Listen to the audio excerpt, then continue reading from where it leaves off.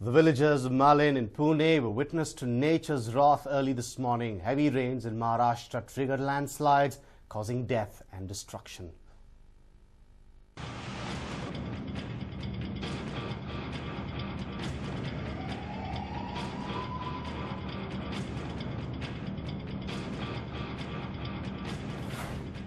Disaster strikes Malin village in Pune.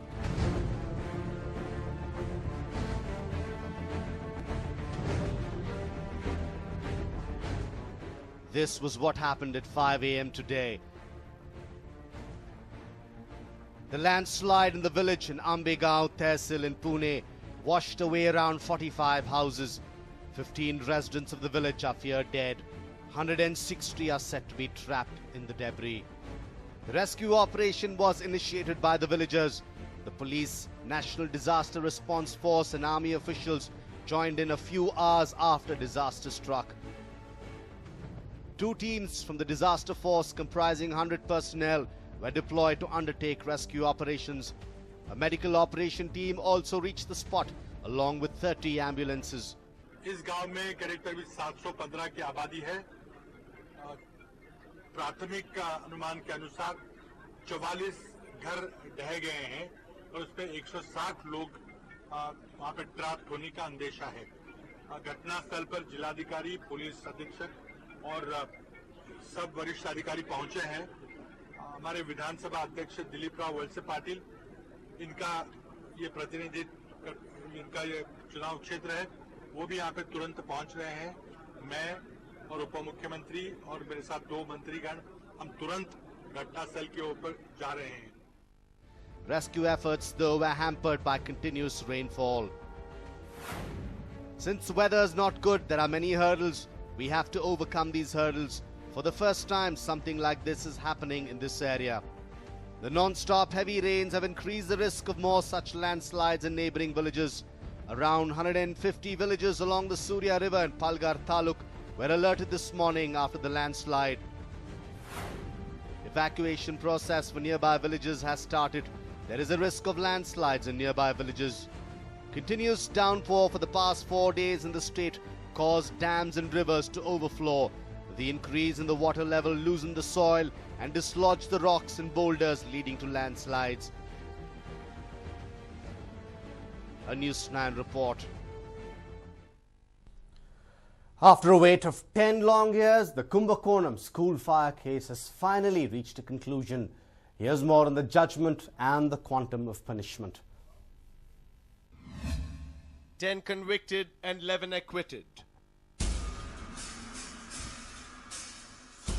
The Tanjore court gave its judgment after a decade by holding 10 guilty and acquitting 11 others in the Sri Krishna Middle School fire case in Chennai, which occurred on July 16, 2004. The fire claimed the lives of 94 innocent school children. 10 வருஷமா இருந்திருக்கிறோம். ரொம்ப பொறுமையா இருந்திருக்கிறோம். எதுக்காக sir நாங்க இருந்தோம்?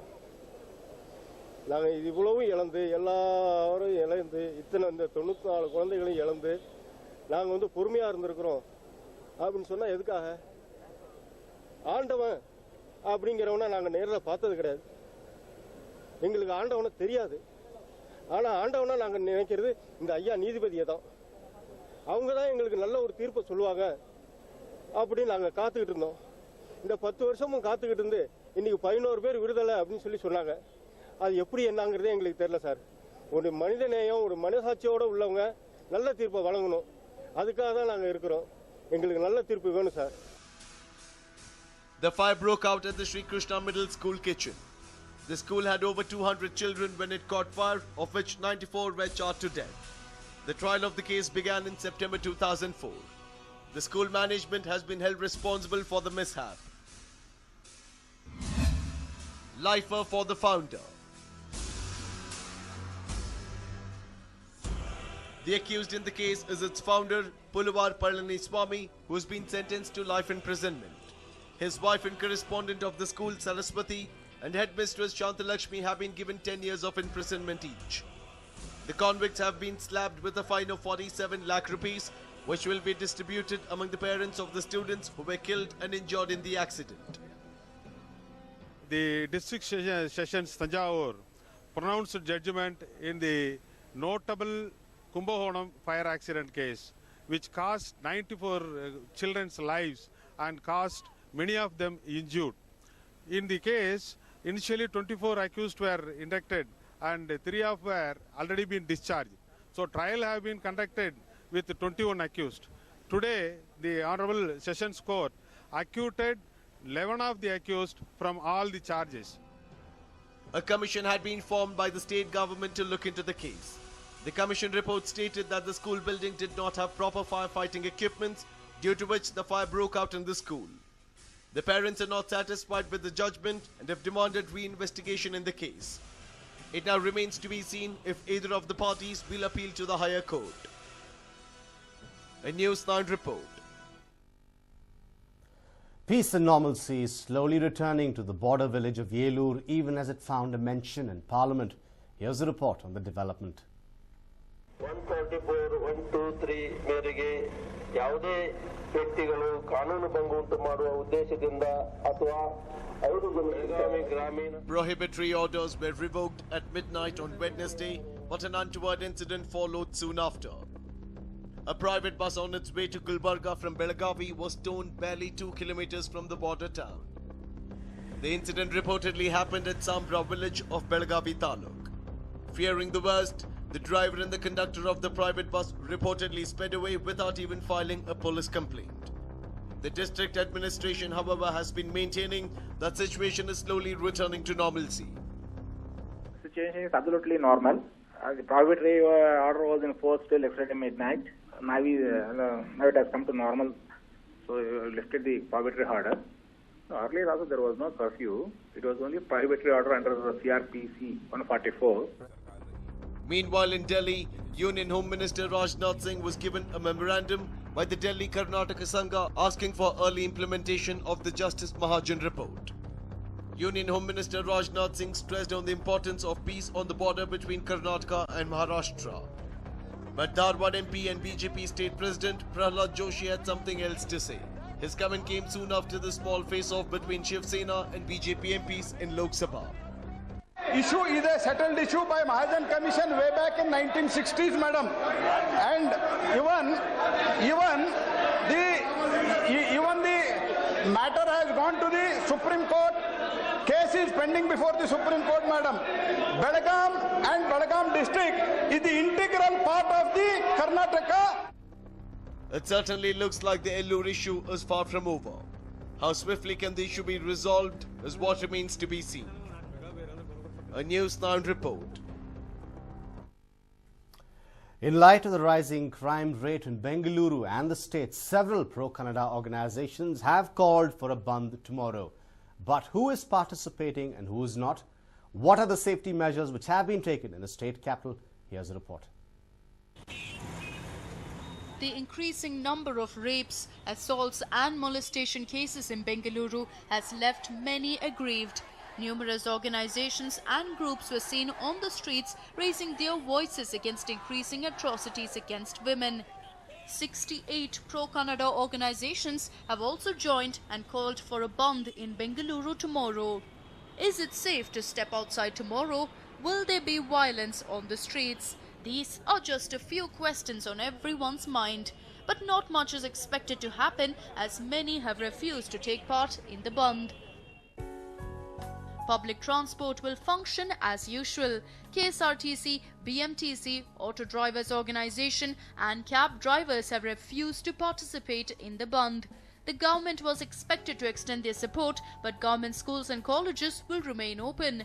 Banks, hospitals, pharmacies and ambulance services are expected to function as well.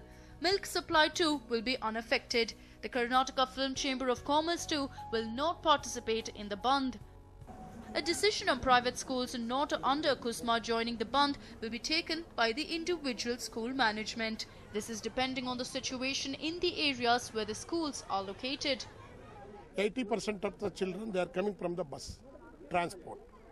So anything happen in the tomorrow bandh time,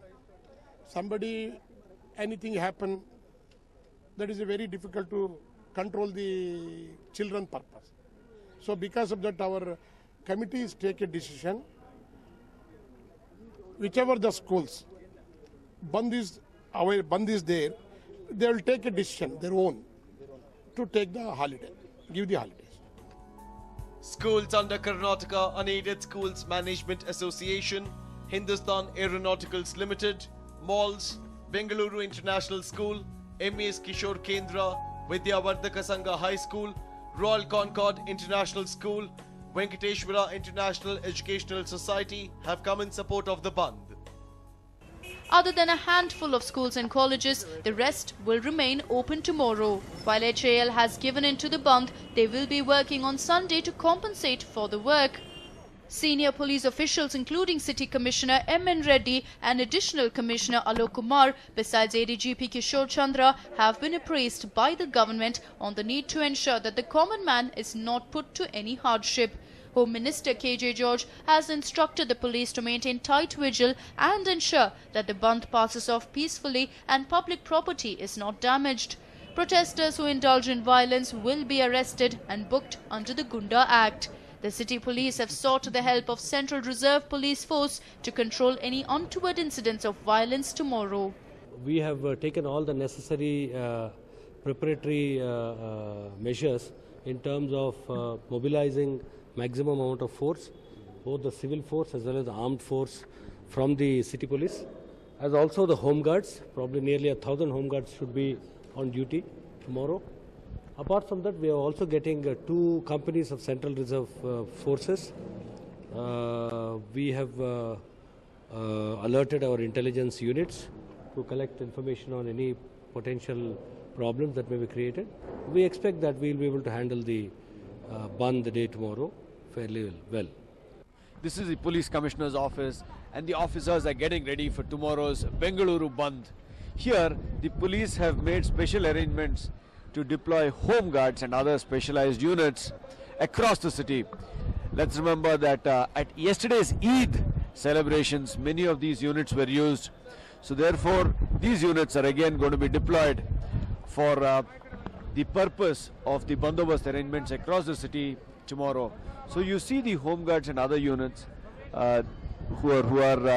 this is what they call the routine roll call, and they're calling their names, and the officers taking stock of how many men they have. Of course, a large number of women also are being deployed. About 1,000 persons who are in the home guards are going to be deployed for this in preparation for tomorrow's Bengaluru Bandh.